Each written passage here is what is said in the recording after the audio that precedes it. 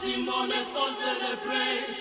Bafana, Bafana, Bafana, Bafana. Bravo, bravissimo, we all celebrate.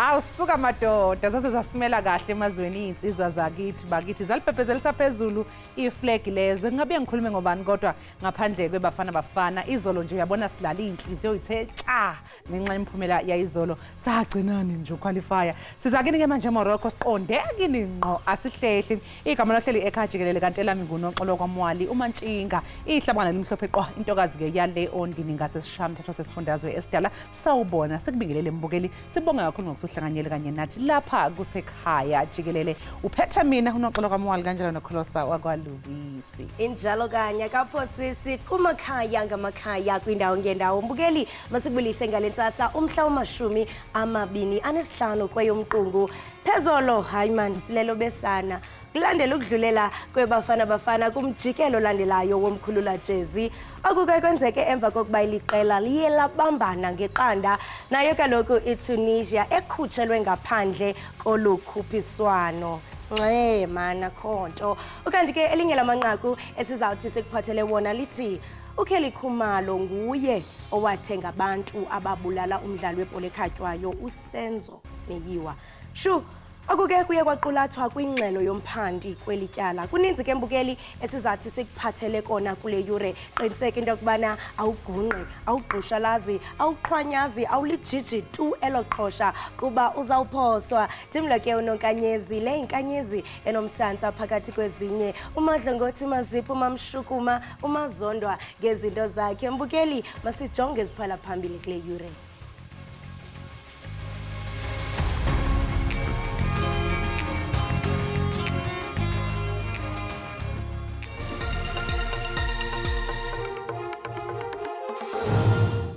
In this confession, he clearly implicates Miss Kelly Khumalo as the person who gave them the instruction to kill Senzo Meyiwa.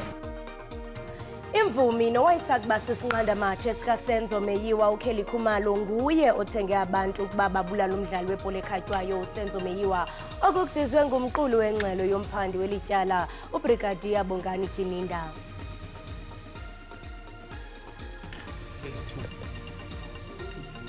iNCC wamisile emsebenzini amakhansela amathathu asolwa ngokungayiphathi kahle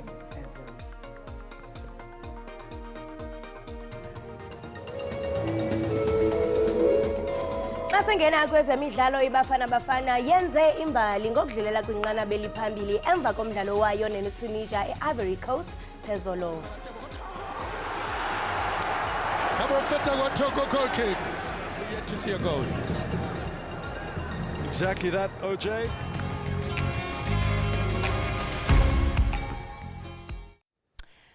uKelly Khumalo uyena wathenga inkabe zabulala isihlabane ebholeni kanobhutshuzwayo uSenzo Meyiwa. Lezi zindaba ziqukethwe istatimende somphenyi kuleli icala uBrigadier Bongani Kininda. Ngokwestatimende esifungelwe sika Kininda kuvela ukuthi umsolwa wokuqala uMuzi Sibiya kanye nomsolwa wesibili uBongani Ntanzi yibona abadalula ukuthi uKhumalo ungqondongqondo ekusocongweni kaMeyiwa. Kubanjwe ongenzansi ecaleni eselineminyaka eyishumi lithethwa ngenkathi incwadi efungelwe yomphenyi uBongani Kininda ngoLwezi ngo2020 iveza ukuthi abasolwa ababili kuleli icala badalula ukuthi uKelly Khumalo yena owahlela noma wanikeza umhlahlandlela ekubulaweni kwaloyo owayeyisoka lakhe uSenzo Meyiwa.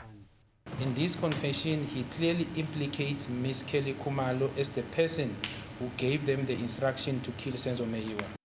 Akusuyena umsola wokuqala kuphela okhombela umculo wesifazane njengowaba nesandla ekushoneni kaMeyiwa kodwa nomsola wesibili uBongani Ntanzi naye uveza ukuthi nguyena uKhumalo owacija itulo lokubulala.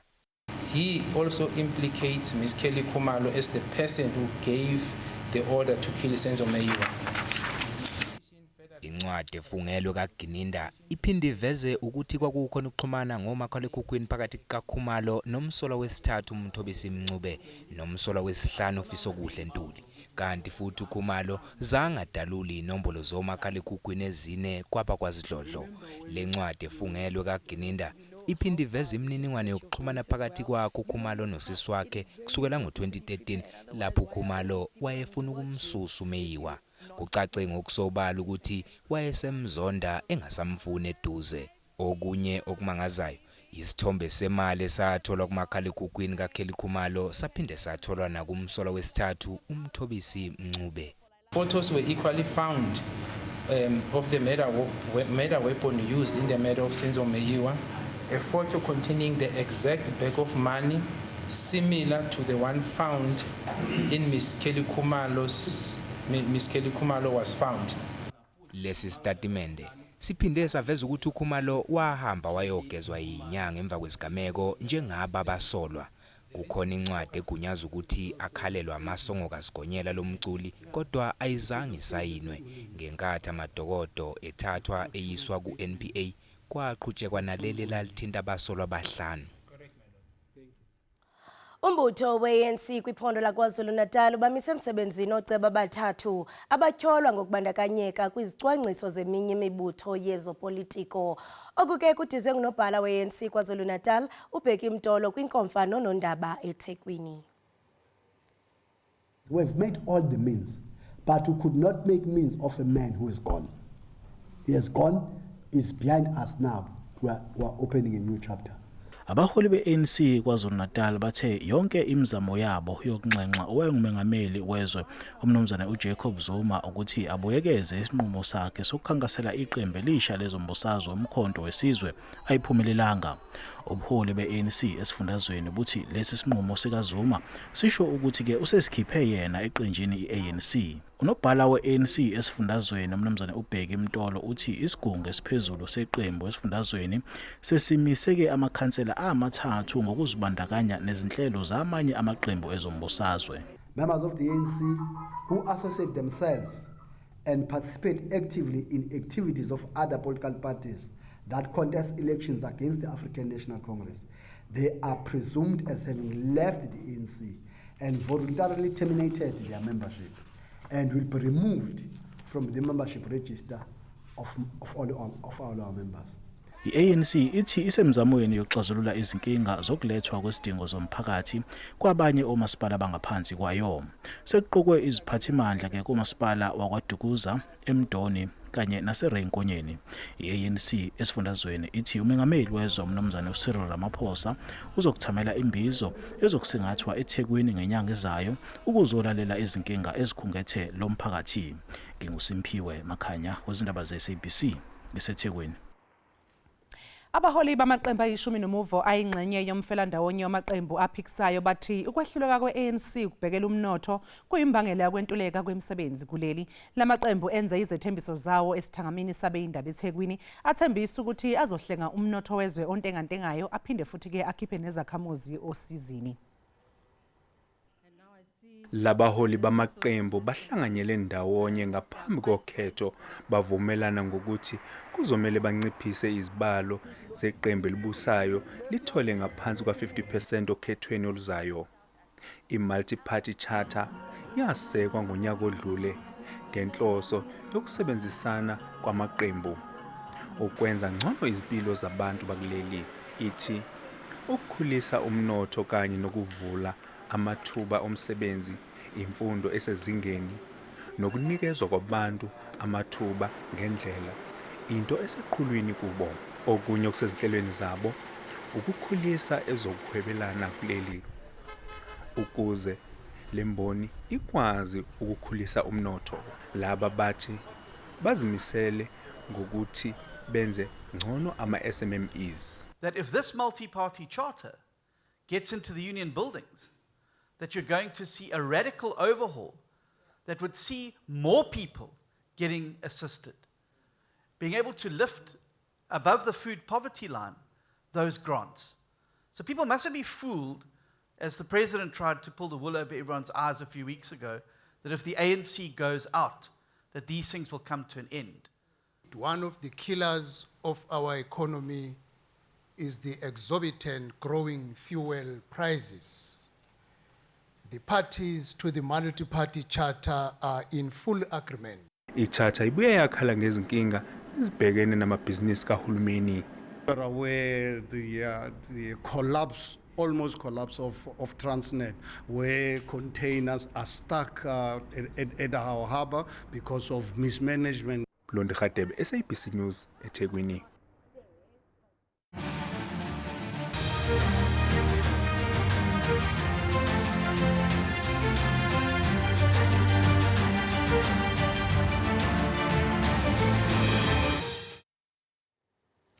Uninzi lulindele ukuba umongameli uCyril Ramaphosa abhengeze umhla wovoto kwinyanga ezayo xa esenza intetho yakhe yonyaka kwisizwe. Kule mpelaveki siya kuyo, abemi abahlala kwamanye amazwe baza kufumana ithuba lokubhalisela unyulo lukazwelonke. Since 2009, the benefit is available to everybody that is outside of the country. To ensure that we register people who have not relinquished their citizenship and taken other citizenships elsewhere, there's a requirement for an identity document as well as a valid passport. The requirement for a valid passport is precisely intended to check whether the person is still a citizen of the Republic. So that's how we check, by using a valid passport.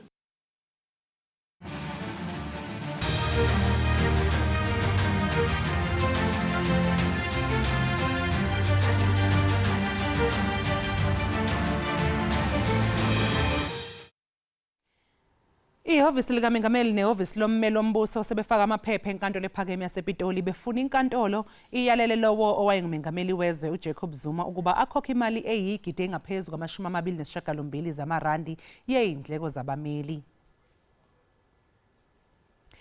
Amaphepha aveza ukuthi mhlalulunye kuMfumfu ngo-2021 uZuma wani kwincwadi ummeli wombuso emphoqa ukuba buyisa imali engaphezu ka-18 million amarandi ngaleso sikhathi, kodwa-ke uZuma wehluleka ukukhokha leyo mali akazange aphendule encwadini anikwa yona.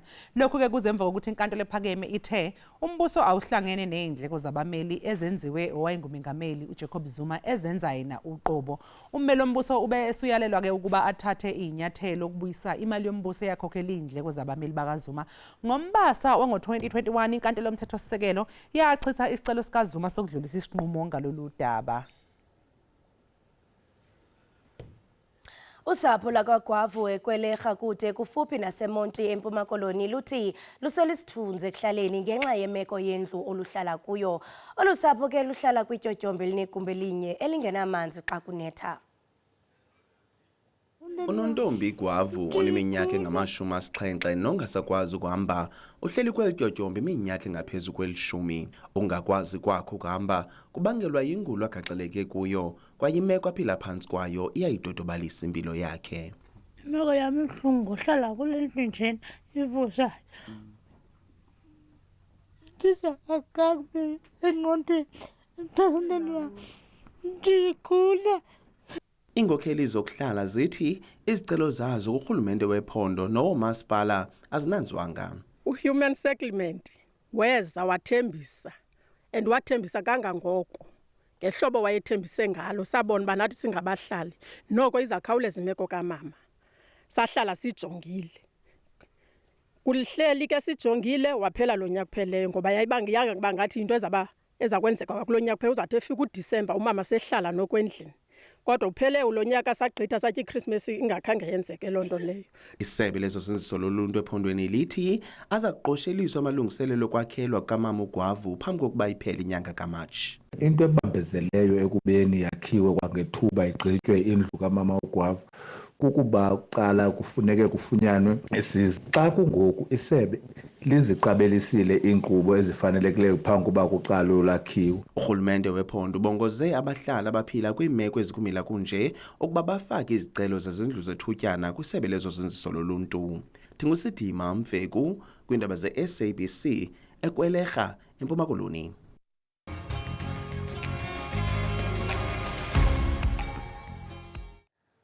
Sibambe ngazibini ngokubani sahleli nathi apha ekhaya Jikelele. Bangamawaka ke ali-13 abafundi ababhale iimviwo zebanga le-10 ngonyaka ka-2023 kwiphondo laseMntla Koloni. Nangona ke izinga lokuphumelela kwabafundi bematric ngo-2023 kweli phondo lunyuke ngo-1.6% xa kuthelekiswa nonyaka ka-2022. Ngelishwa ke eli phondo lisezantsi kakhulu lwamaphondo ngokwezinga lokupasa kwabafundi nanjengoko lifumene u-75.84%. Ukuva banzi ke sizawuqhagamshelana noZoom nomnumzana uZolile Monakali nowongamele ezemfundo kweli phondo. Masikubulise sikwamkele enkqubeni. Enkosi sisi ndibulisile nami ndibulisa na kubalandeli bakho. Enkosi kakhulu. Mnumzana nangona linyukile izinga lokuphumelela kwabafundi baseMntla Koloni, ngelishwa inani labafundi abapase nge-exemption lehle ngo-0.8%. Ze elabo ke abafumane i-distinctions kwizifundo zabo lehla ngo-2.2%. Ingaba uphi umonakalo kweli sebe lakho? Enkosi ma, yes, izinga le-pass rate, especially kwi-distinctions nakwi-bachelor's passes, ihlile kulo nyaka with the percentage you indicated. But into esicingayo thina is we must not forget that abantwana, they are the last group that were affected by the COVID-19 pandemic, and they got very late back to school. But as the Department of Education, we tried our best to support them to make sure we improve not only the quantity of learners who must pass, but the quality. But of course, we did have some challenges because of the impact of COVID, but we tried our best to make sure that we improve our pass rate. Njengoko mnumzana uthetha ngemicelimngeni enithena bekanti nijamelana nayo, sithetha nje uMzantsi Afrika ukhuthaza abafundi ukuba baqinise kwizifundo zabo ze-science nezibalo ukuze uqoqosho luphucuke.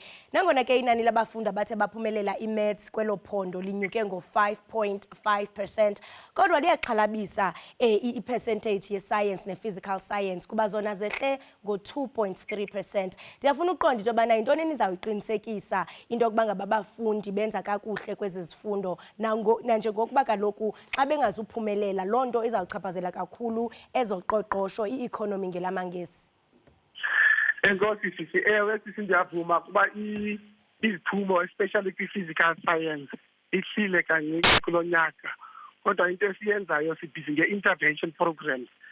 Kulo nyaka uphelileyo i-intervention siqale late, kodwa ngoku ndithetha nawe nje izolo besine strategic planning session with all the districts to make sure we reflect on results and we committed to have an intervention to make sure, especially with subjects, STEM subjects, math, physical science, economics, and those subjects. Because if we want to achieve this vision of progress to be modern, growing, and successful, we must push our learners through math and science in particular. So, in the intervention programs, in the training programs for Iindaba, especially in math and physics, to make sure they are better prepared in a better position to present the subjects. We are having intervention classes that we are planning for this year in particular for immatriculants, so that they can perform better in those subjects. Kukho khona nezikolo ezimbini kweli phondo lakho eziye zafumana ko-20% no-39%. Sithetha nje kukho uphando eHomevale High School kuba ifumane u-21%. Ndiye ndafumanisa into yokubana xa ndifunda kuthiwa bekubhala abafundi abayi-71. Out of i-71 kupase kuphela abantwana abayi-15. Ingaba mhlawumbe niyaphanda kuzo zonke izikolo ezingenzanga kakuhle kwaye xa sijonga kwesi sikolo saseHomevale abazali bayakhalaza besisho into yokubana isebe lezemfundo zange libe kanti linikeza isupport kwabafundi. Ingaba uthini ngaloo nto? Iyangixhalabisa into yaseHomevale, manqale apho. Ewe isikolo asiperformanga kakuhle, particularly in 2023. Kukho ingxaki ezithile ke kwesa sikolo. For example, besinengxaki ne-SGB, between i-SGB ne-management yesikolo. As i-department intervenile ke sa-appointa i-administrator kwesa sikolo. We also intervene like ucingo around isikolo to make sure we are making the school safe and what have you. Siphinde sangenelela ke saba ne-extra classes esikolweni, sabathatha abantwana sabasasi intubation.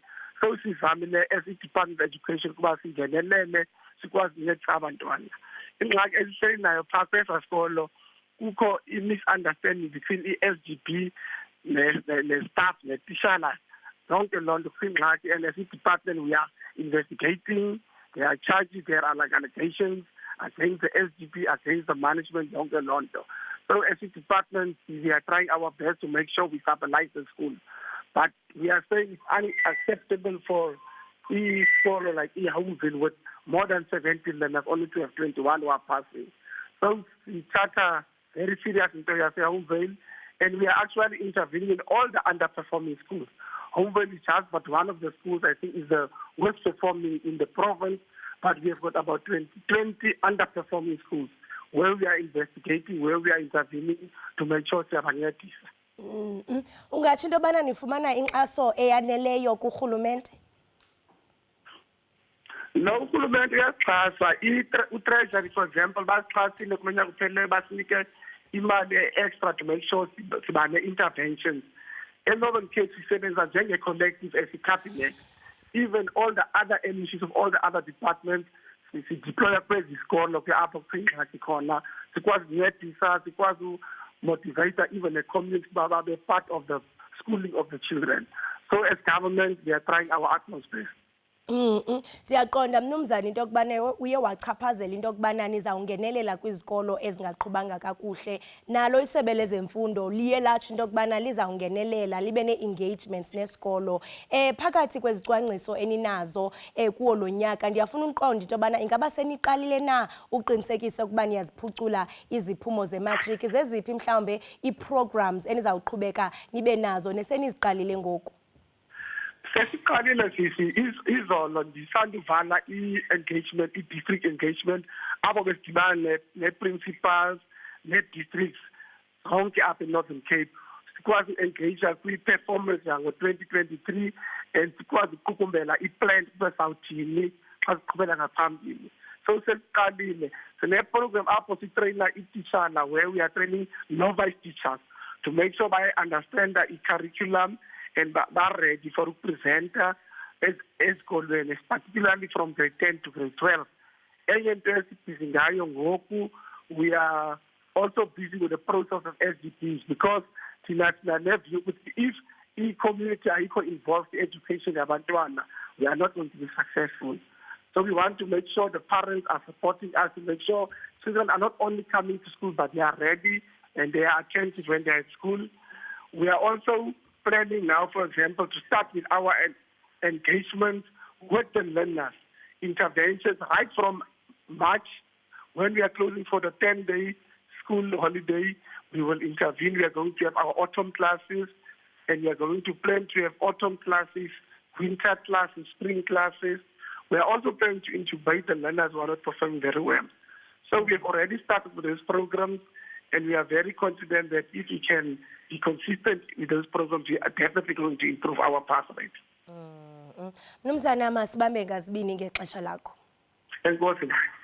Right, imbukeli Ekhaya Jikelele lo besithetha naye bingumnumzana uZolile Monakali owangamele isebe lezemfundo kwiphondo loMntla Koloni, nobethetha nathi ke malunga nezinga elinganelisiyo lokupasa kwabafundi bebanga le-10 kweli phondo. Masiliqhwike mbukeli sibhatele amatyala aqiniseka ugungqe ubukele Ekhaya Jikelele.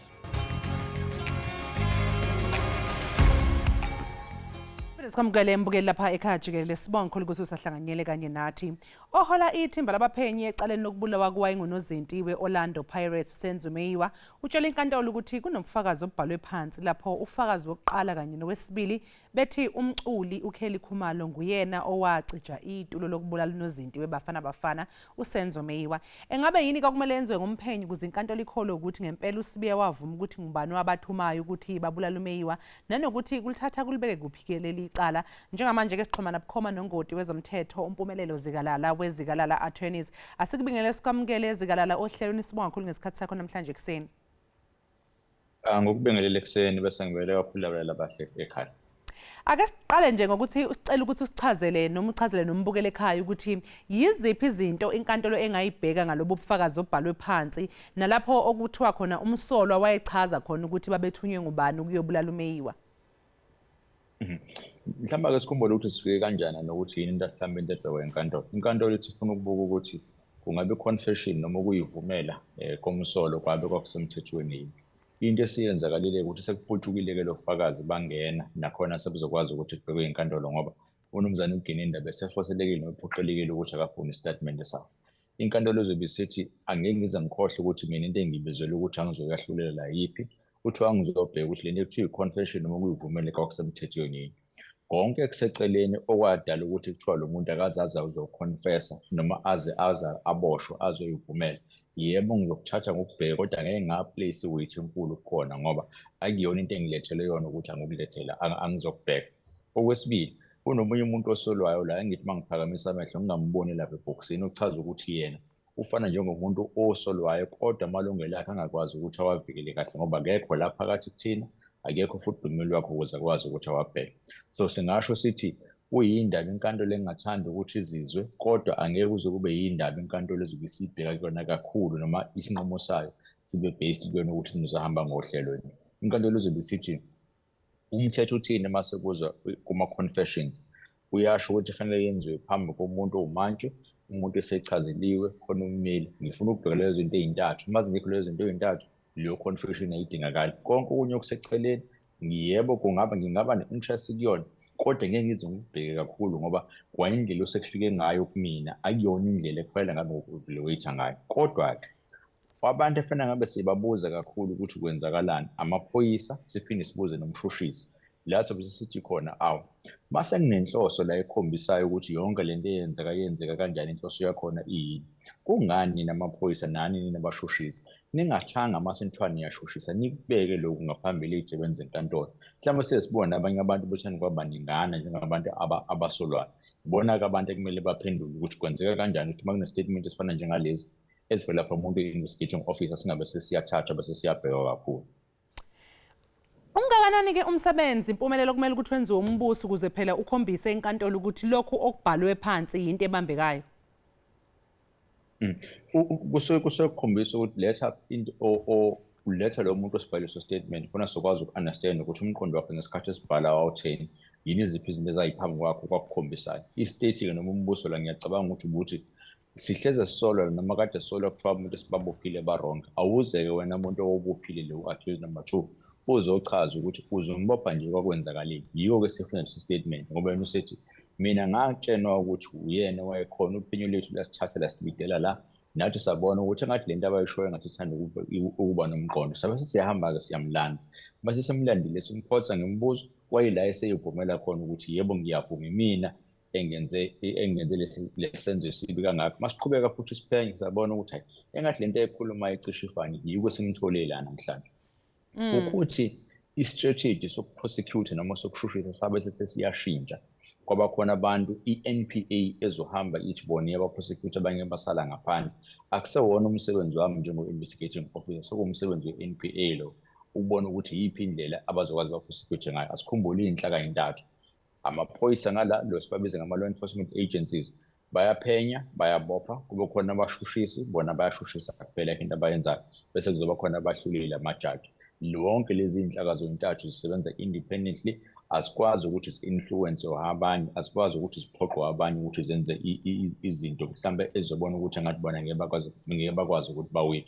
Yingakho-ke sizobona ukuthi yebo khona omunye ufakazi obuzoba khona kwi-docket kodwa uthole ukuthi akubona lobo bufakazi uma-strategy esosetshenziswa mase kuza ngala kwi-NPA. Mbolela ngokusebenza-ke komthetho ingabe singagcina simbonile yini umculi-ke uKelly Khumalo ebizwe enkantolo ezokwethula ubufakazi bakhe ngoba ngiyazi ukuthi akekho njengamanje ohlwini lofakazi abazobizwa njalo njalo, njengoba nawe ushilo ngaphambilini ukuthi nenkantolo iyakubheka ukuthi lo muntu okukhulunywa ngaye akekho lapho ukuthi azoyidefenda njalo njalo. So singambona yini uKelly ngoba abanye bese bekhuluma izolo ebusuku ukuthi useboshiwe. Into yalo la kanjalo nje ukuthi nganje kuyabosha umuntu noma mhlawumbe kufuneka khona imigudu kumele iqale ilandele. Lutho kodwa efanele ilandele eminingi. Asiqale ngala, asikhumbule ukuthi ubani osesitikeni njengamanje abashushisi noma umbuso. So umbuso uma ngabe uthe thina ngeke simbize lo fakazi asimdingi ukuze sikwazi ukuthi siprove icase yethu ngiyakazeza. Kodwa umuntu osazongena esitikeni kusalaba abasola laba basebhokisini bangenzeka-ke bona la bezothi khona thina siney'tatement ezivela kumadokethi amabili. Kulezi iy'tatement ey'khona khona esibonayo ukuthi zizohambisana nathi esibona ukuthi uma kuthiwa siyambiza lo fakazi ukuthi akazokhuluma ngale statement sakhe mhlambe ngase sisize ukuthi sikubonakala ukuthi simsulwa kangakanani. so kungenzeka kube yibona abazokwenza into ekuthiwa isupina la bemphoqelele khona ukuthi woza uzongena esitikini ngena la ebhokisini khona ufakazi esikudingayo kuwena ukuze ukwazi ukuthi usichazele bona. Lokho-ke kuhle ngoba kungakusiza ukuthi ukwazi ukuthi ukhiphe phambili. La kubi khona uchaza ukuthi unofakazi usebhokisini ongazi ukuthi uzothini, angashintshi istatement sakho uthole ukuthi usekufaka ngaphansi kwebhasi kakhulu kunakuqala. So yiyo engabi nomqondo noma mhlawumbe ungaba advisable ukuthi lize umuntu ongakazi ohlale naye phansi understandane ukuthi nithini, uthole ukuthi istatement lesesibhalwe ngabe siyiqiniso ngoba into oyigcina uyifunayo ukuthi athi masesebhokisini athi yazi kwakubhalwa kwami leso statement ngangiqanjelwa amanga, ithi ngintshene into eyenzeka ngalolu suku. Labantu nibabona behle lapha ebhokisini bona abangena ngalolu suku, usibanibani babekhona bephethe ibhamu kanje basikhomba babibona abadubula usenzo, yiko sila ngoba istatement esokhawunta kakhulu yilesi azosikhuluma ngomlomo, hhayi kakhulukazi lesi asibhale phansi ngoba lesi asibhale phansi usengabuya athi ngangididekile ngesasikhathi manje sengikhuluma ngoba sengiyazi ukuthi kwenzakalani. Uthole ukuthi ufakazi okade umbiza uyitshena ukuthi uzokusiza akasakusize sekufaka ngaphansi kwebhasi kakhulu. Mpumela, njengoba usho nawe ukuthi nasakungenzeka ukuthi istatement osuke sekuyibo yisesiba namandla kakhulu kuba ilokho asekusho ngomlomo kunalokho okubhaliwe, mhlawumbe nabasolwa kanjalo njengoba kuthiwa istatement esabo sibhaliwe ukuthi ukhela ukhumalo wayebaphoqile noma owayekhipha umyalelo ukuthi bawubulalwa usenzo, uma bebuya vele ngoba akhona amahlebezi, ngiyakhumbula masaqala licala eminyakeni eyedlule khona izinsolo ezake khona bake bazisho zokuthi bebeshaywa amaphoyisa baphoqa ukuthi bavuma icala njalo njalo.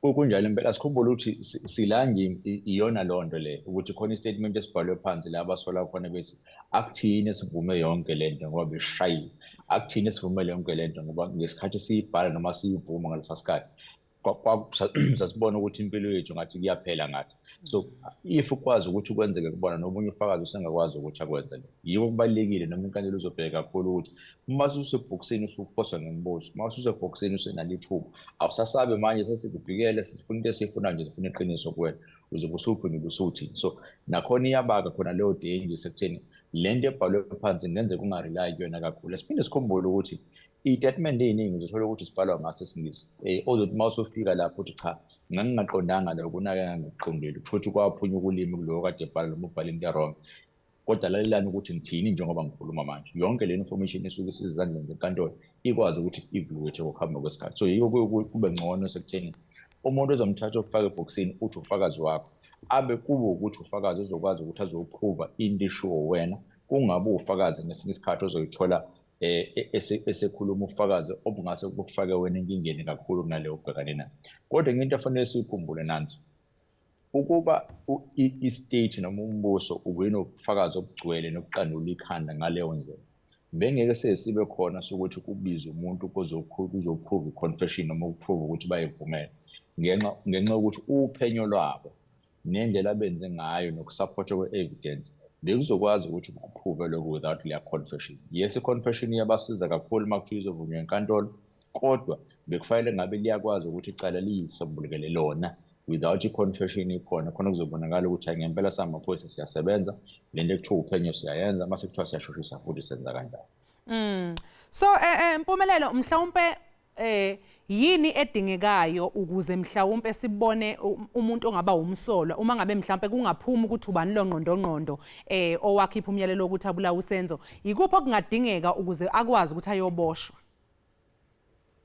Okay, asikhumbule la process esayiqala ekuqaleni, namaphoyisa sibe nomshushisi sibe nenkantolo. So asiyiqala phambi amaphoyiseni bonakala ukuthi ufakazi obukhona bungakanani kuze kubashushisi ba-evaluate nobufakazi obukhona, and then bese beyasho ukuthi cha ngamlanda lo ngathi mase efikile la bese siyakwazi ukuthi si-prosecute kahle. Into ethanda ukuthi idide kakhulu kanje mase kuze kuleli cala lika Senzo Meyiwa ile yokuthi bekunamadocument awu-2, uthe mase kunamadocument awu-2 kwasetshenziswa lelo document elinye lashiyo. Umbuzo uzobe usuthi ulishiyelani nela document leqala ngoba linobufakazi ongakwazi ukuthi ubusebenzise ngaphandle mothe uhlala phansi wabona khona ufakazi ongeke uzokwazi ukuthi ubuse enkantolo alendlela ekutholakala ngayo ayikho semthethweni noma uyabona ukuthi akukho la kuzokusiza ukuthi liyise khona. Akushathwa ngani kwahlanganiswa bese kuthiwa ake sithathe ufakazi obubest noma obuqandula ikhanda kubona wonke lamadocument omabili kube ubona esizobusebenzisa makuthiwa siyahamba siye enkantolo. Mase sifika nenkantolo into yokuqala esofika siyenze ukuchazela inkantolo ukuthi kwenzakalani. nenhloso yento eyenzeka ukuthi kwakuyini. Kungena abantu ngoba nake befuna ukungitshontsha noma ukuzobamba inkunzi, noma kungena abantu ngoba nake befuna ukuzobulala. Uqhubeka naso story uzofika egcineni nofakazi bakho bezama ukukhombisa yonke lento okhuluma ngaso kuzofika manje. Kungabe bese kube ukuthi i-information efana njengale iputshuka ngokuhamba kwesikhathi ngesikhathi sekufika abanye ofakazi bezokhuluma ngezinye izinto eziseceleni. Kodwa into engenzeka, inkantolo ayinawo amandla kangako okudirect ukuthi i-prosecution ayenze kanjani i-case yayo.